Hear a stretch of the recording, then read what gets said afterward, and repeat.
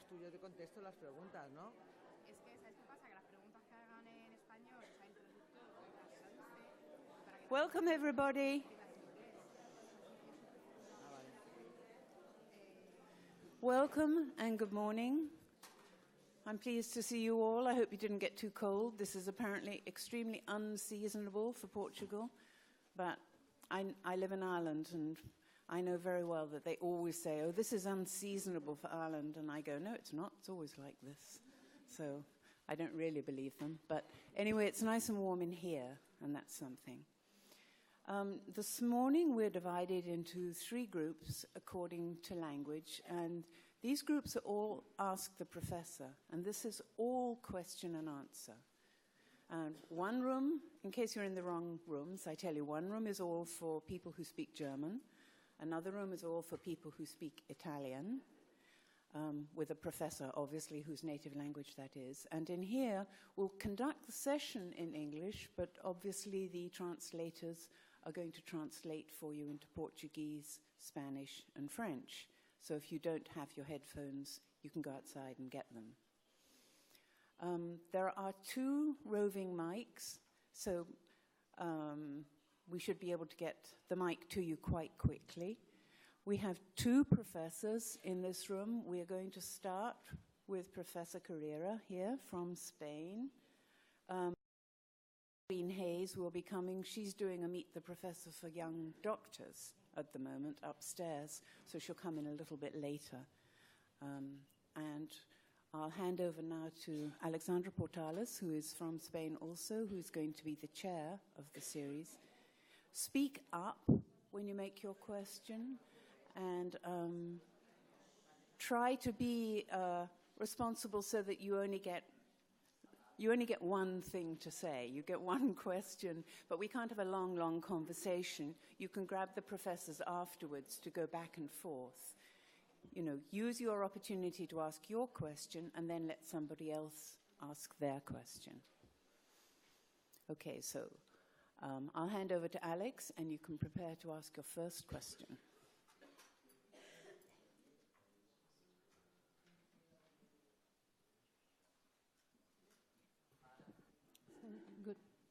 Good morning. Well, I know many of you from Spain know Professor Patricia Carreira, but for the others, I will tell you that she works as a rheumatologist at the University Hospital 12 de Octubre in Madrid, and she has studied in the rheumatology division of the Medical University of South Carolina. Her care extends to a large group of Scleroderma patients, and she works in close collaboration with the pulmonary hypertension and lung transplantation units. And she's involved in numerous clinical, genetic, and translational projects. So, who wants to begin with the questions?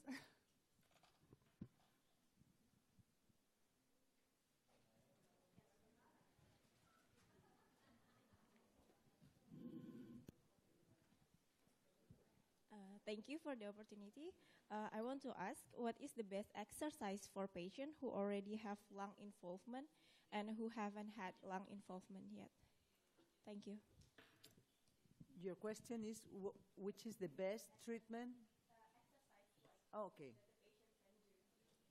The patient can do. Well, I don't know very much about physiotherapy, but any exercise who helps you to increase your lung volume, you know, like respiratory exercises, I think everything will do. You know, like blowing gloves, things like that can help. Perhaps Dr. Mays knows something else. She was asking which is the best exercise for lung involvement. Oh.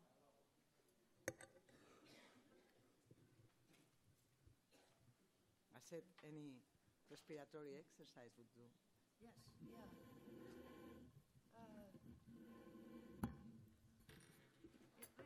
I certainly would agree. I think staying active is very important. I think depending on the level of lung involvement, you may want to get permission from your doctor. I know we have cardiopulmonary rehab, which is a formal rehabilitation program that will measure heart rate and oxygen saturation, and will put people on things like an exercise bicycle. And that is a good tool to screen people, because they'll be able to tell you how much exercise you can do without dropping your oxygen level. And just getting short of breath doesn't necessarily mean that your oxygen level is getting low, because if you're deconditioned because you haven't been doing a lot of exercise, you're going to feel fairly short of breath, and you want to know what is safe to push through, and at what point you should cut back, catch your breath, and then be able to move forward. But I think exercise to the point of safety is very important.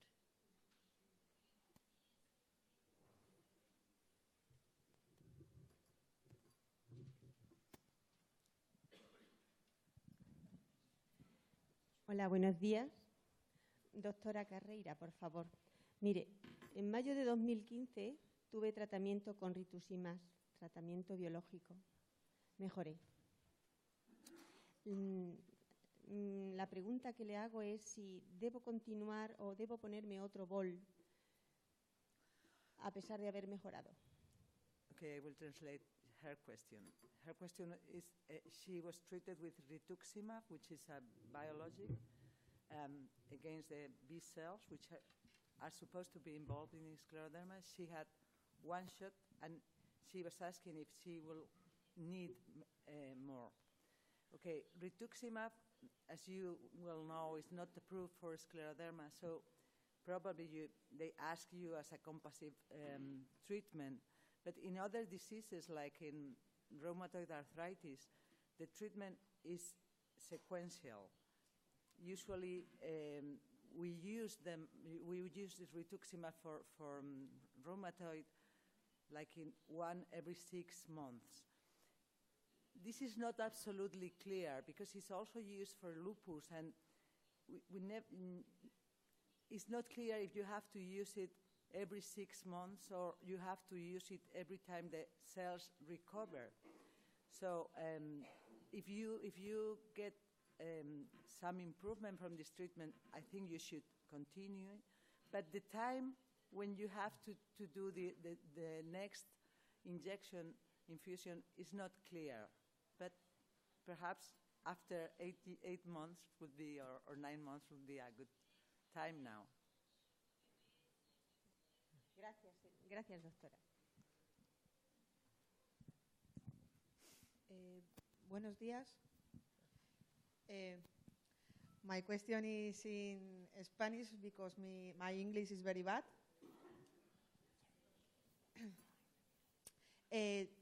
Dos preguntas. Una de ellas es referente a una afectada que me preguntó, que me dijo que preguntase. A ella le han salido quiloides alrededor del párpado.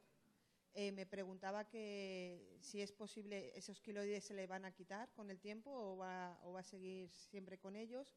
Y mi segunda pregunta es, en relación al tema de los cánceres, tumores, etcétera, si somos propensos a tener cáncer, tumor, etcétera, ¿por qué dentro de los estudios no se nos hace un estudio para ver si somos propensos o tenemos alta posibilidad de tumoración, etcétera, y así evitar que cuando no lo detecten sea demasiado tarde? Okay, I will translate. The first question was about a patient who has keloids around her eyes, and she wants to know if these keloids are going to go away.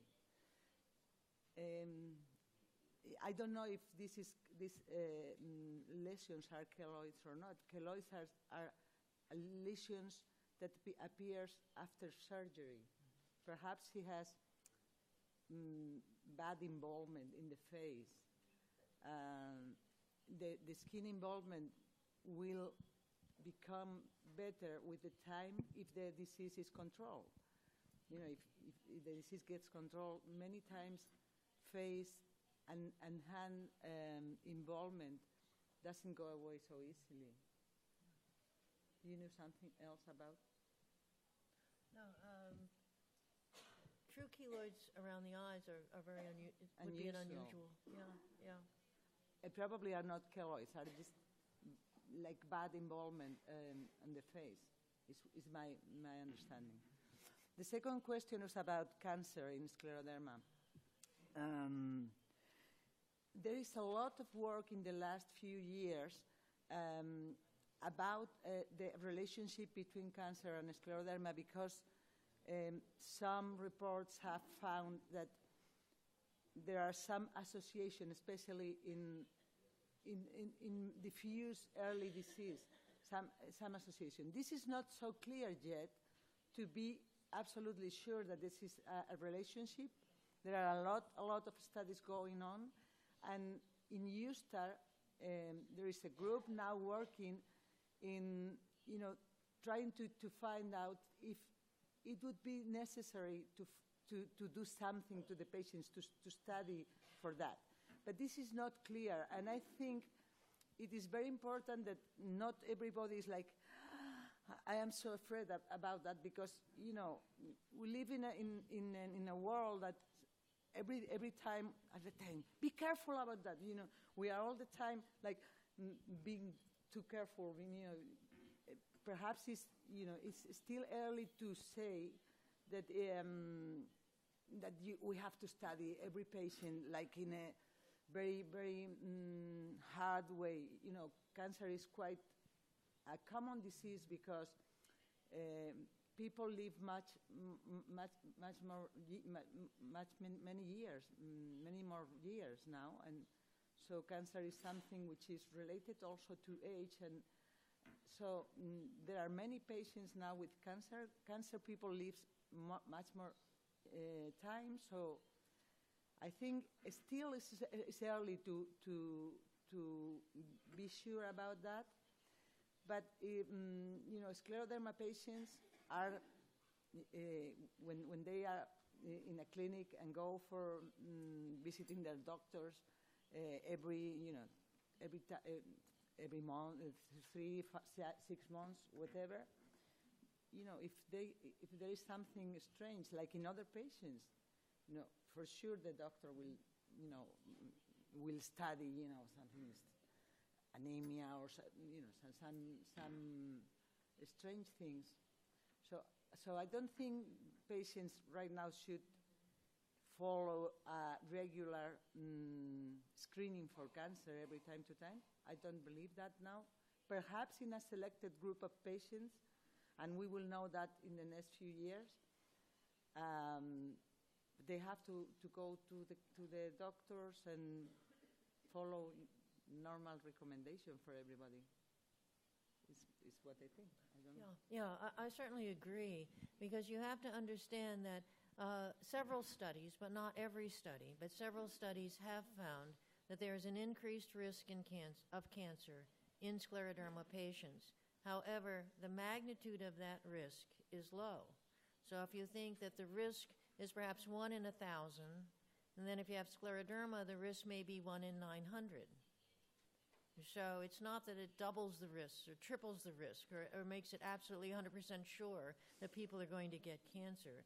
The increase in risk is fairly small, and that's why, as Dr. Carreira was saying, that the recommendation for cancer screening in scleroderma patients is no different than recommendations for screening in non-scleroderma patients.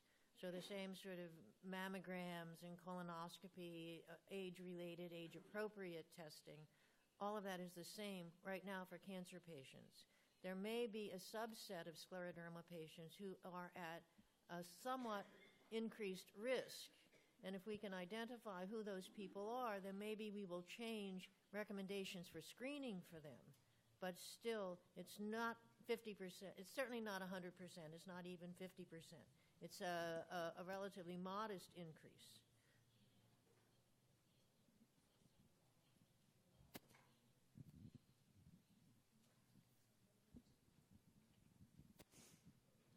Sí, hola, buenos días, doctora Carreira. Me gustaría saber hasta qué tal punto los cambios atmosféricos nos pueden empeorar en nuestra enfermedad. Lo digo, por ejemplo, por mi cuerpo. Cada vez que hay un cambio, sobre todo en frío, pues se suele tener hasta un brote. Entonces, muchas veces no sé si es ya psicológico o en realidad es verídico el que el cambio este que estoy diciendo, si en nuestro cuerpo pues hay ciertos malestares, por ejemplo, como que se acusan más las diarreas o el reino, por ejemplo, se agudiza, malestar generales que tenemos en la esclerodermia. ¿Puede ser que sea verdad? Okay, her question is about the change in the weather. You know, the cold weather makes the people with scleroderma feeling worse. For sure, the cold weather worsened the Raynaud phenomenon. But you are telling that you feel worse in other parts of your body, like the GI or lungs or your general feeling. For sure, the cold worsens the vascular function, so the Raynaud gets worse, and perhaps some other manifestation of the disease have also to do with vascular changes, and this could be true. I am not sure about if GI symptoms have. I am sure that the vascular changes have something to do. I don't know if it can be a relationship, a close relationship with that, but it's what many patients say, that they feel worse when the cold weather comes. Yeah. Not only for Raynaud. Right. That there's sort of generalized achiness, and with that aching comes a sense of weakness and fatigue. So you feel just bad in cold weather and better in the warmer weather. But I agree, it's not clear if those vascular changes that are related to weather, it's not clear that there are any physiological changes in the heart or the lungs or the GI tract, because for the most part, the central core body temperature remains very constant at the expense of the circulation to the extremities. But still, core body temperature should be the same, but joints, skin, Raynaud's, joints, all feel worse in the cold.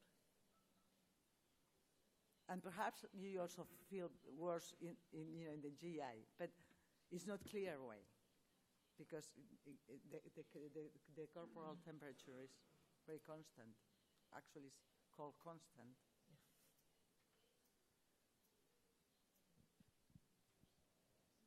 Good morning. Do you hear me? Yes. Yeah.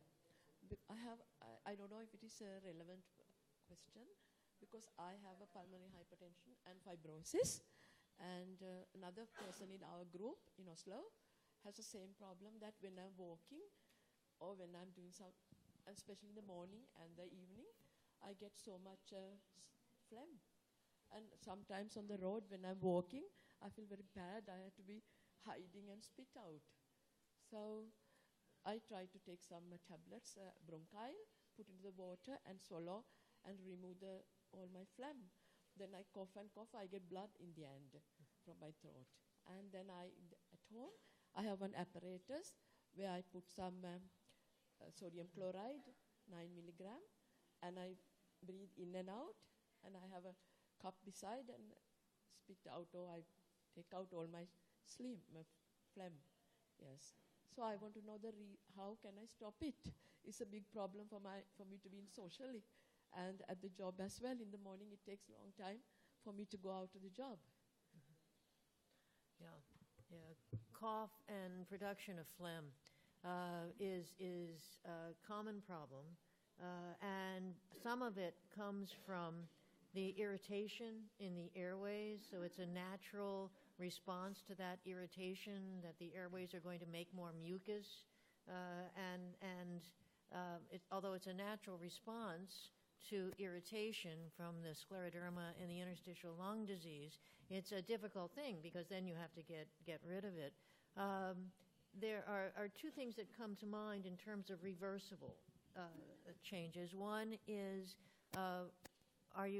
is there some reflux that's occurring at night that contributes to the irritation in the upper airways, and that causes the cough in the morning? And so to be very careful with anti-reflux precautions, to elevate the head of your bed. And I have some patients who sleep in a recliner chair. So it's not just that the bed is elevated, but it's not 90 degrees, but they are very forward in sleeping because that's the only way they can keep the stomach contents from coming back high enough so it's going to irritate the airways. The other thing, there are some medications that can contribute to cough, and I would check those with your physician to see if you're on any of those, and if so, is there another medication that's not related to cough that you could try? Other than that, other than those things, I think it could be part of the disease process, and it sounds like what you're doing, using the saline inhalations to help soothe the airways or to dilute the secretions so that they come up easier. That's probably the best you can do. And humidity. And yes, and humidity. Because if this gets dry, that's another trigger for irritation and more mucus production and more phlegm. But in my experience, the reflux, as Dr. May said, especially if you have the cough in the morning, it's very frequent, and you can avoid that. Sleeping like that and taking perhaps some protective medication at night, in 2 doses. I'm taking that anti-reflux medicine morning and evening. Yeah. And when I'm doing exercises, also same thing happen. So nearly.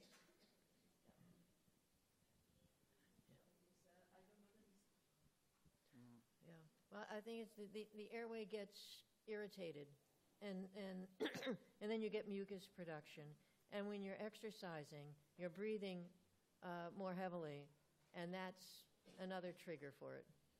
But it sounds as if you're already on an anti-reflux drug, and you elevate the head of your bed, and you avoid eating late at night. It sounds like from that point of view, you're doing everything that you can. Good morning. I'm here. When tests and examinations show no microbes developments and pullulation, what can be the cause of diarrhea? What was the question? I didn't. When test and examination show no microbes, microbiome development, what can be the cause of diarrhea? Is it diarrhea plus weight loss or just diarrhea? Just diarrhea.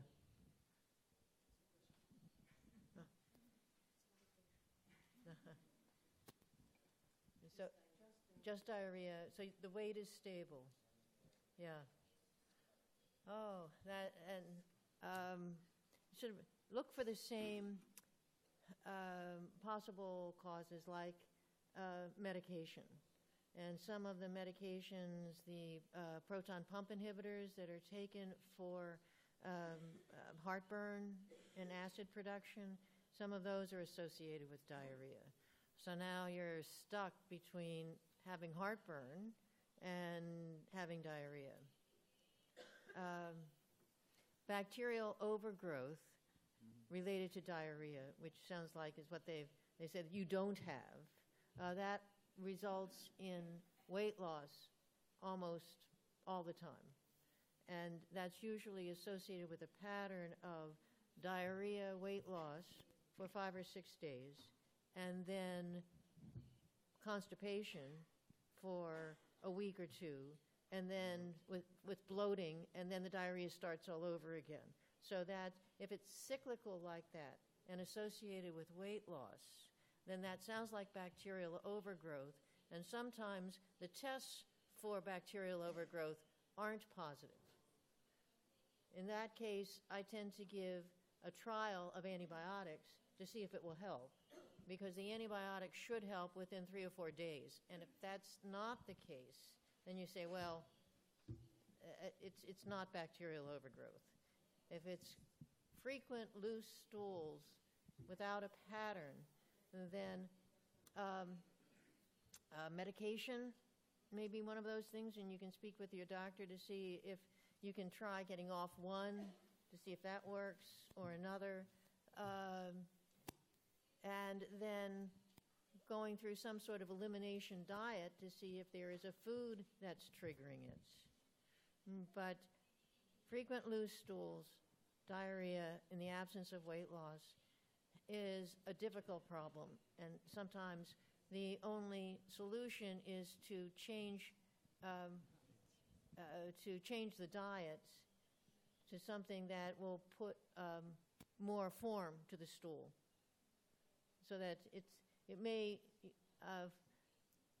to have a few firm stools a day is better than having loose stools much of the time. And if you can't find any reason for it, not medication, not something you're eating, not because you've now become intolerant to dairy foods, which is common in grown-ups. You know, you've drunk milk and cheese, eaten cheese all your life, and suddenly you can't do that anymore, and you don't realize that that's the trigger for the diarrhea. So if you try to eliminate that and see if things get better, that's sort of the first step. Yeah. You know, but bacterial overgrowth is quite frequent in systemic sclerosis, in scleroderma. Sometimes, you know, many people lose weight, but sometimes it's not like a really bad, but always is cyclic, like bloating, constipation, bloating, diarrhea, and so on, go once and again. Probiotics also sometimes help, you know, because I have many patients that take cyclic antibiotics because they have bacterial overgrowth, but sometimes they spare antibiotics with probiotics, you know. But diet, many times Scleroderma patients have to change diet. And there are a few patients who can have celiac disease associated with that, which is not so easy to find, and perhaps they have to go to a specialist, because not every time the test for celiac disease is there, but in celiac disease also the people lose weight for sure.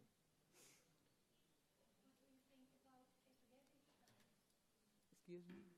Oh, yeah, low-carb diet. Cetogenic? Ketogenic, because it's a low-carb diet, low carbohydrates.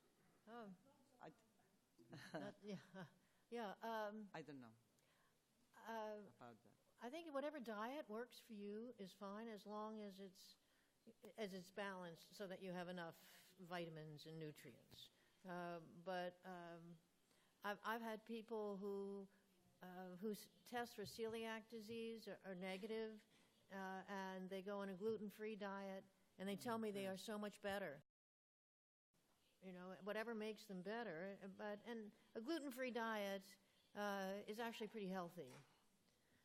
And a ketogenic diet, which is a lot of protein, no carbs, is perhaps not quite as healthy. But as long as you maintain enough nutrients and vegetables and fruits to sort of balance the protein, and if it makes you feel better and helps the GI tract, that's fine.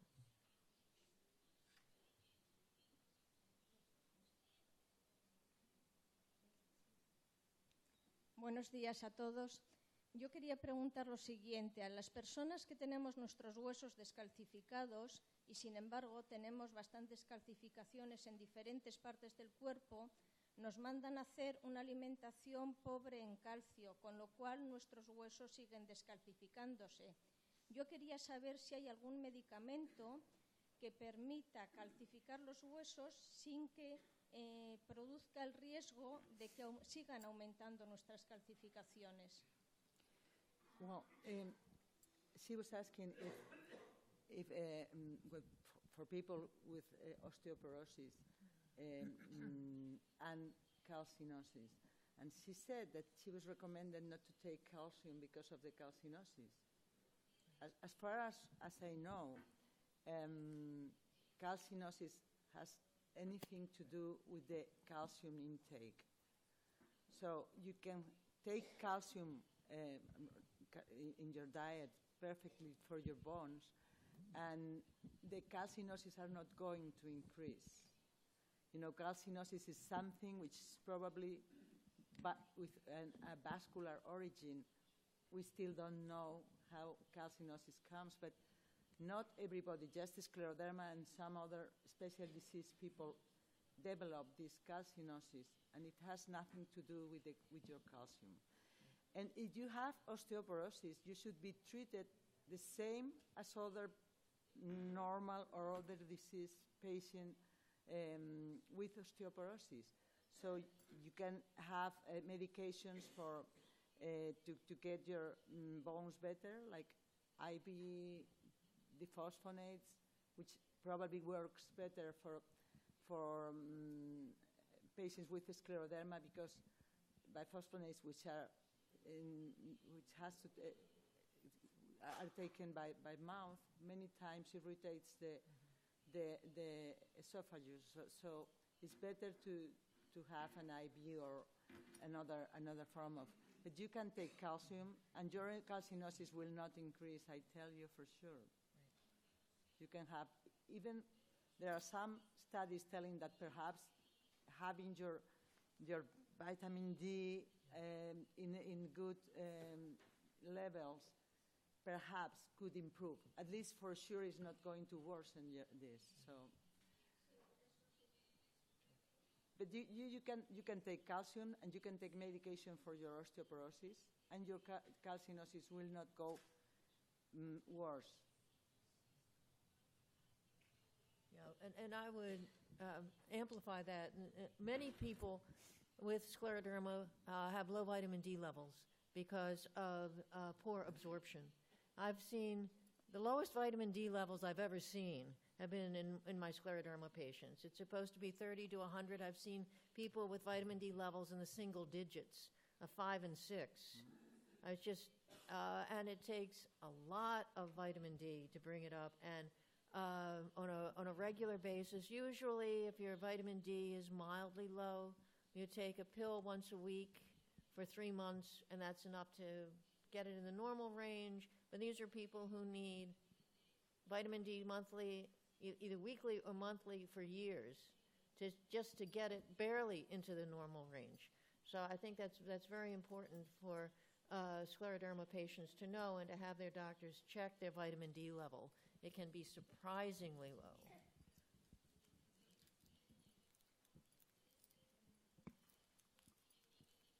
Buenos días. Mi pregunta también sobre la calcinosis. Yo no tengo problema en los huesos, me llevo bien, pero tengo muchísimo calcinosis en todo el cuerpo entero. Pero no hay nada, porque no me pueden intervenir, no hay nada que me lo pueda disolver o parar para que no siga aumentando. She was asking about treatment for calcinosis. Probably calcinosis is the most challenging manifestation of scleroderma. To my knowledge, there is no treatment that can help that. In my experience, and this is something which is, I feel that when the disease is well controlled, calcinosis would stop. But, you know, this is not like that in every case, and many times we cannot stop all the activity of the disease because we don't have drugs. Which is true. Is like now you can get surgery in calcinosis. Many years ago, it used to be believed that calcinosis couldn't be sized by surgery. But nowadays, I think many people get better from surgery, especially in some places, which are in the hands or in the feet. Good. I'm glad you took that question because of all of the manifestations of scleroderma, I think calcinosis is the most difficult to treat, the least responsive to treat. Every time an article comes out in the medical literature that says, oh, this worked for this patient, I'll try it in the next 5 patients, and it doesn't seem to work. I think sometimes calcium deposits go away on their own, and if it happens to be coincidental with a particular medication, then you say that you credit the medication with that, which may not be the case. If the area of calcinosis is breaking through the skin or becoming chronically affected or is an area of a pressure point, then surgical approach is something that can be done, as was mentioned.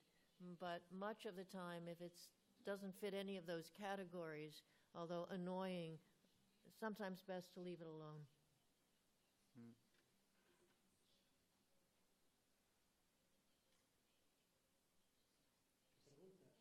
Pregunto, cuando termine, ¿no? Sí. Buenos días. Mire, yo padezco esclerodermia y también linfedema. Estaba muy rígida, de tal forma que el médico me llamaba la mujer piedra.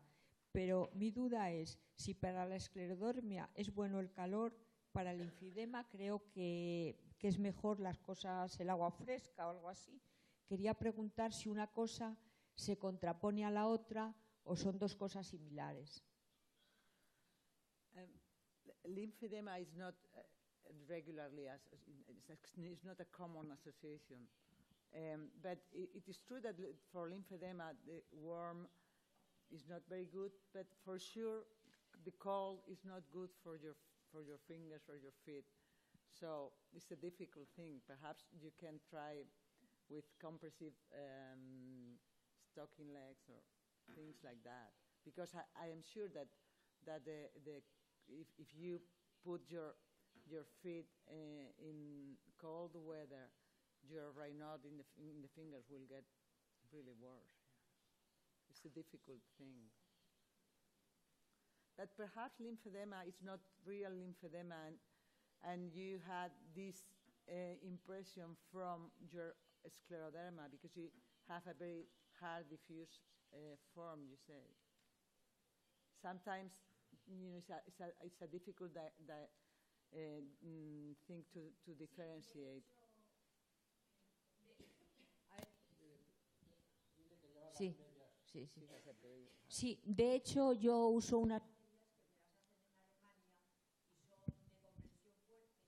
Me las pongo por la mañana antes de levantarme de la cama y no me las puedo quitar hasta que no estoy en la cama otra vez. I think it's the best you can do. Sí, no sé, es que no sé lo que fue primero porque me lo detectaron junto. But what I'm telling you is that... Okay. I'm sorry. She was asking that she was diagnosed of diffuse scleroderma with very hard skin, and that at the same time she was diagnosed of lymphedema.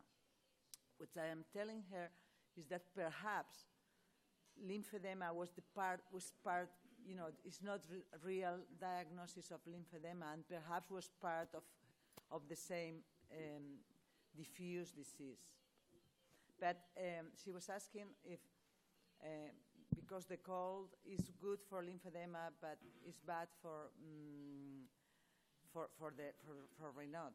And I told her to use compressive leggings, which is what she does.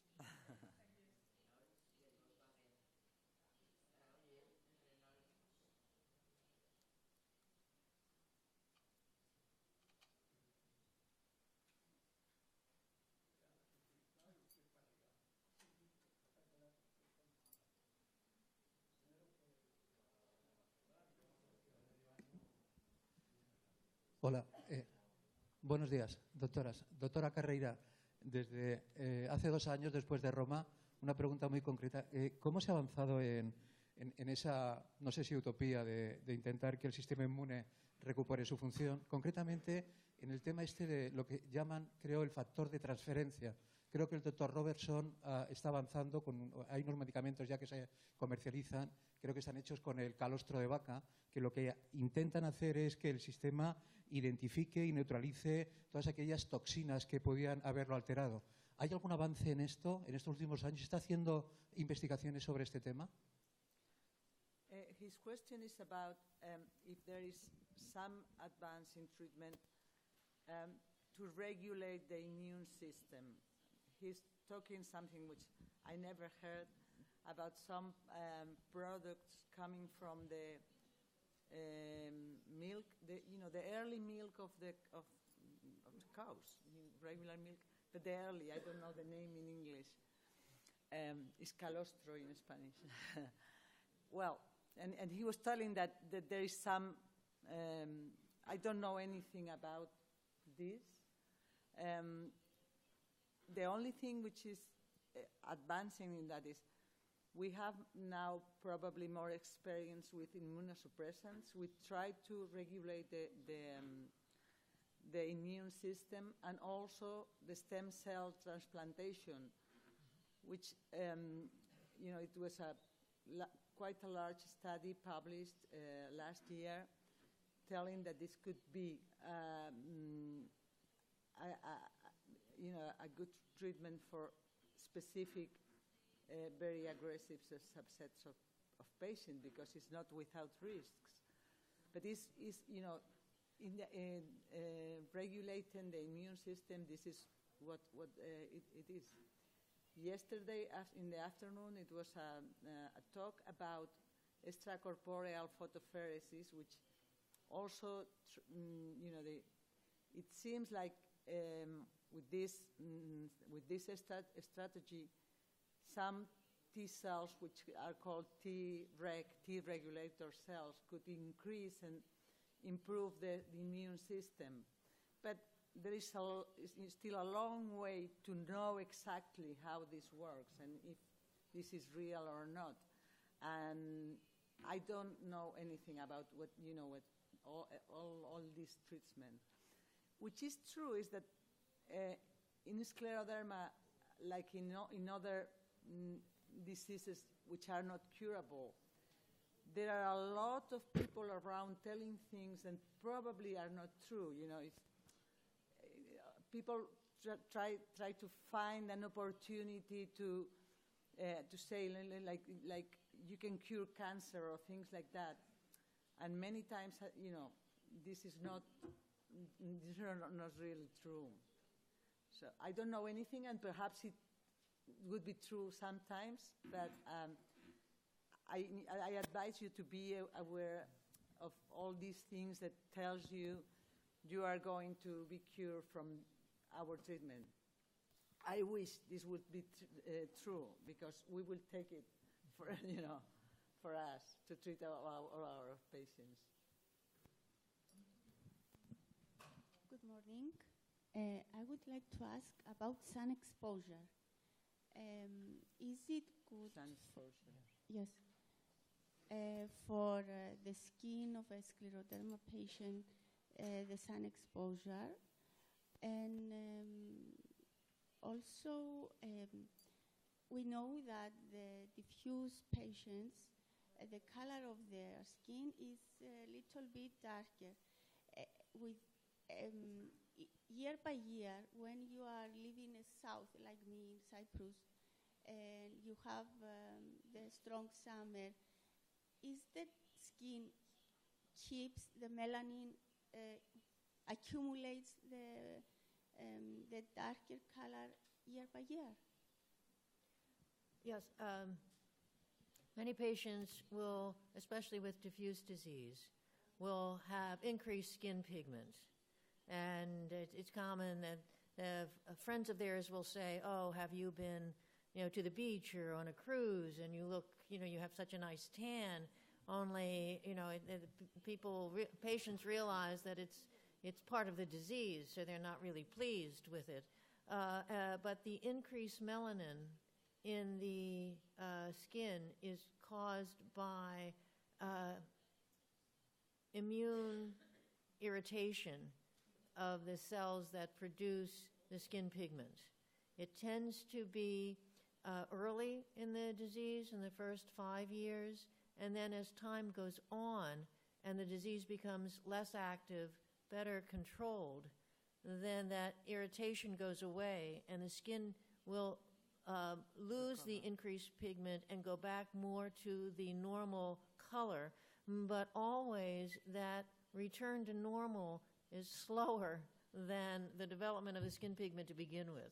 So the skin can darken in 2 years and take 10 years to go back to its normal color. And the question about what about sun exposure? We tell our lupus patients, to cover their heads, to wear long sleeve shirts, to use sunscreen, because in lupus, going out in the sun can trigger the immune response, cause rashes, and make lupus worse. That's not true in scleroderma. The problems with sun exposure are the same with scleroderma as without scleroderma. You shouldn't sunbathe because it causes skin cancers and wrinkles. But other than that, there's nothing special in terms of going out in the sun. But early on, as the skin picks up pigment, if you go out in the sun, it will make that increased pigment more prominent. Yeah, I tell all the patients to avoid the sun because of that, especially at the beginning because this hyperpigmentation is not for every patient, but sometimes it's very, like you say, people is this, will you go to the beach in January? But some patients don't develop this, and if they go to the sun, they start to have much more hyperpigmentation.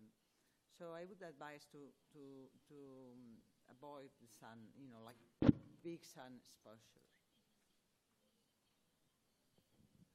I have a question. Can my doctor, or can I use through my doctor some mechanism or some apparatus that can measure the thickness of my skin, or how to measure with the echography, for example, that my fingers are thick or bigger, thin or thicker. For example, when I measure them on January and on July, when I go back to the doctor and he measures me again, it is possible. She's asking if there is some instrument. Some instrument or echography or ultrasound, I don't know. It's hard. The short answer to your question is no. We do skin scores, which is just a sort of a rough way of saying that the skin is either normal, a little thick, moderately thick, or very thick. 0, 1, 2, 3. And I do skin scores on everyone every time they come into the office. So that gives me a sense, are people better, worse, or the same? One of the fingers, all fingers count as a single skin score.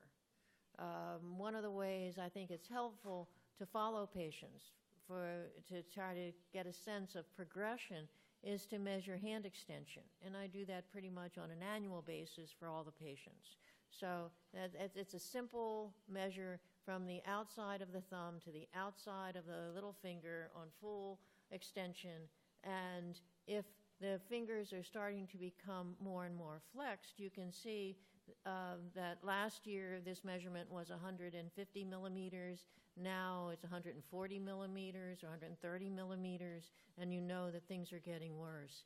When we've tried to look at ultrasound or various other means, it hasn't really worked out. The skin itself is actually very thin, and there's no current instrument that's readily available that the doctor could have in their office, and that's going to measure skin reliably enough that it would be helpful to say if it's better or worse.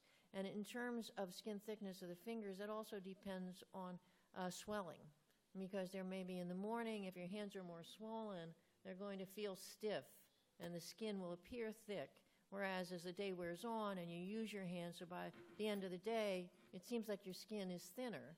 And then the next morning, it goes, the cycle starts all over again. But that's not collagen in the skin. That's water. That's edema. Thank you. A few years ago, there was used an instrument called durometer, which in some studies showed to be able to measure the skin. But this is not so true. I use it for some studies, this durometer. And in my hands, it was not reliable at all. So it's not something easy.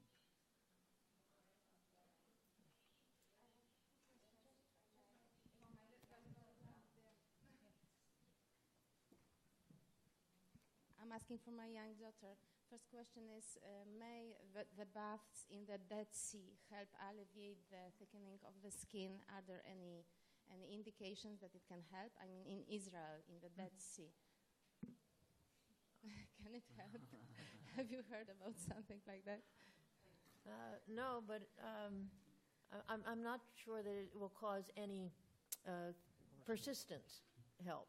Mm-hmm. But if it makes you feel good, yeah, if it makes you feel good at the time, and those sorts of salt wraps and things can make the skin seem really soft, but that effect wears away in a brief period of time. You never know. Yeah. That's okay. And my second question is, how do you really differ between the systemic sclerosis and localized sclerosis? If somebody has ANA antibodies, has changes in the capillaries, has some small changes in the lungs, and has skin lesions, and she's still diagnosed as a localized scleroderma, what's the... It sounds strange to me. Yeah. That's why I'm asking. That's why exactly why I'm asking, because I just cannot believe in 100%. Everything you are telling belongs to the systemic sclerosis form. Mm-hmm. The lung involvement.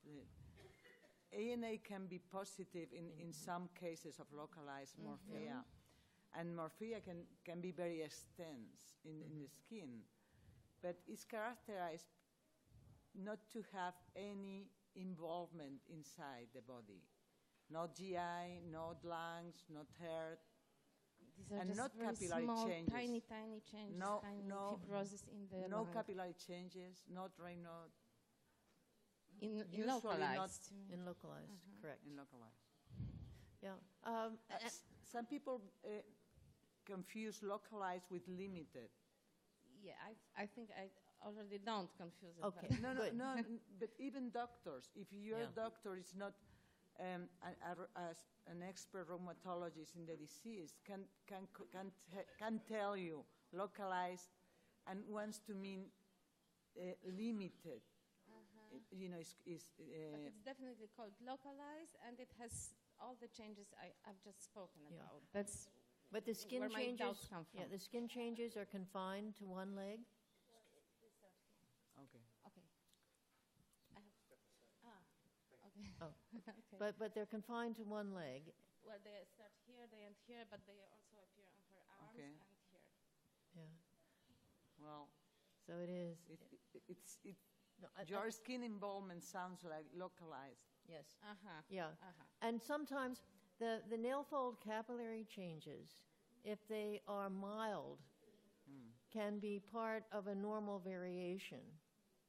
And the same, if you do very sensitive esophageal tests on people, you'll find a lot of normal people with no disease at all and no symptoms will have a little bit of abnormality. So what I think, with your daughter, you're concerned that maybe it will turn into a systemic form, which is very rare, fortunately. And I think the best way to distinguish is that time will tell.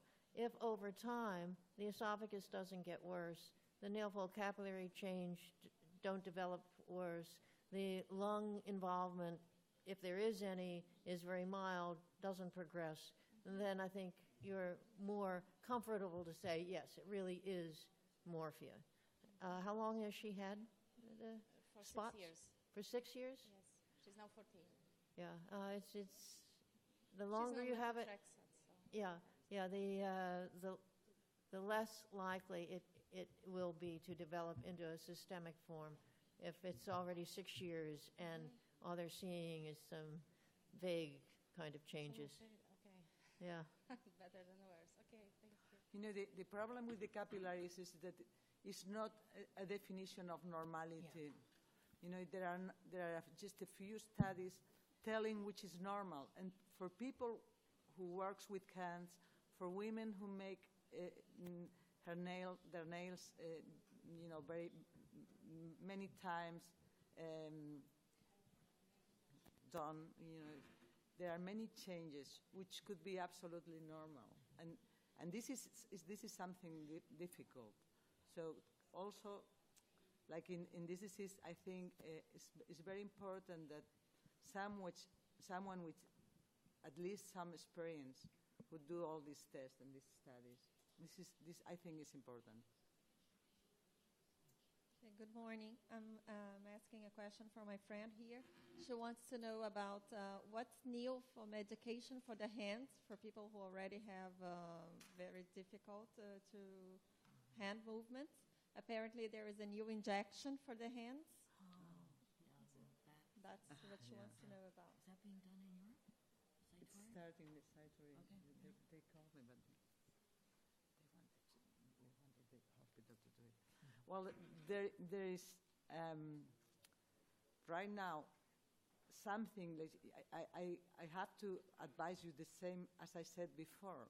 Some people are selling things that they say, this is wonderful, this will cure you, this will help you, and this is not proved.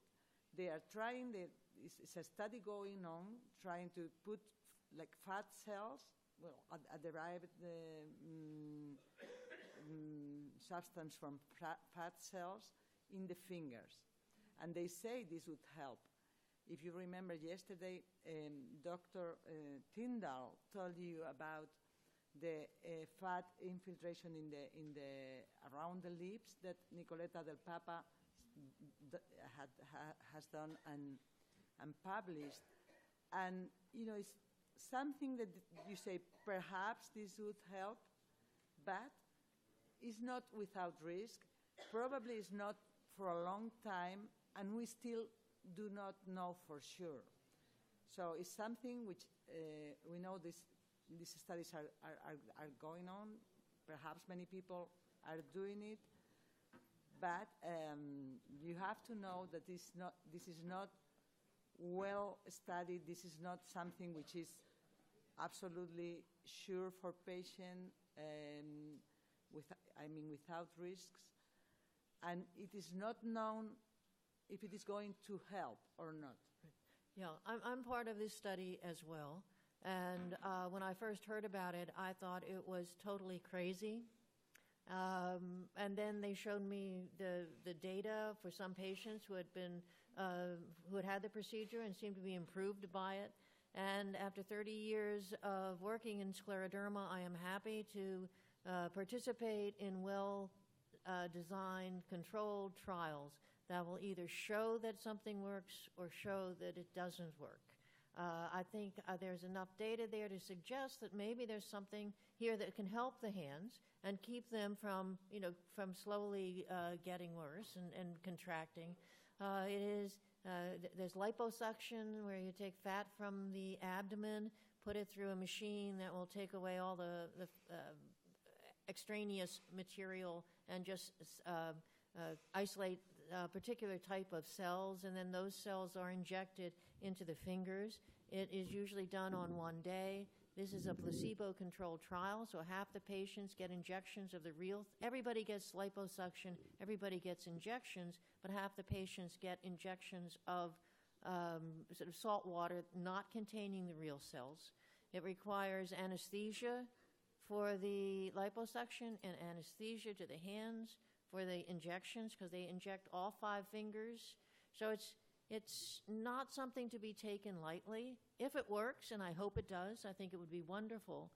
But the reason that we're doing this study is that we don't know for sure if it works. And there are some risks involved, as Dr. Carreira mentioned. Well, I think we must end this question session. I know we would like to continue because many of you have more questions, but time is over. And we want to thank you very much, both Maureen and Patricia, for answering our questions. Thank you.